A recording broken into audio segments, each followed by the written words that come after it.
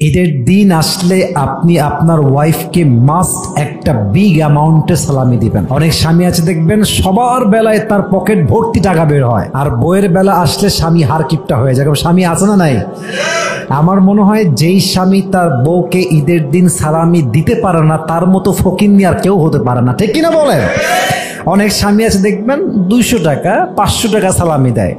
আমার মনে হয় যে ঈদের দিন প্রত্যেকটা স্ত্রীর জন্য সর্বনিম্ন ঈদ সালামি হওয়া দরকার 1000 টাকা, ঠিক না? এখন আপনার স্বামীর যদি সামর্থ্য থাকে অবশ্যই স্বামীর উচিত তার ওয়াইফকে এটা বলা যে জান তোমার কতটুকু ঈদ সালামি লাগবে আমাকে জাস্ট সংখ্যা বলো। তুমি আমার বিশ্বাস রেখেছো, তুমি আমার বাচ্চার মা, তুমি আমার লাইফের সব কিছু, তোমার যতটুকু লাগে জাস্ট সংখ্যা বলো। তোমার যা লাগবে আমার সামর্থ্য অনুযায়ী আমি অবশ্যই দেওয়ার চেষ্টা করব, ঠিক কিনা বলেন? আল্লাহ প্রত্যেকটা স্বামীকে আমল করার তৌফিক দান করে পড়েন সবাই আমিন।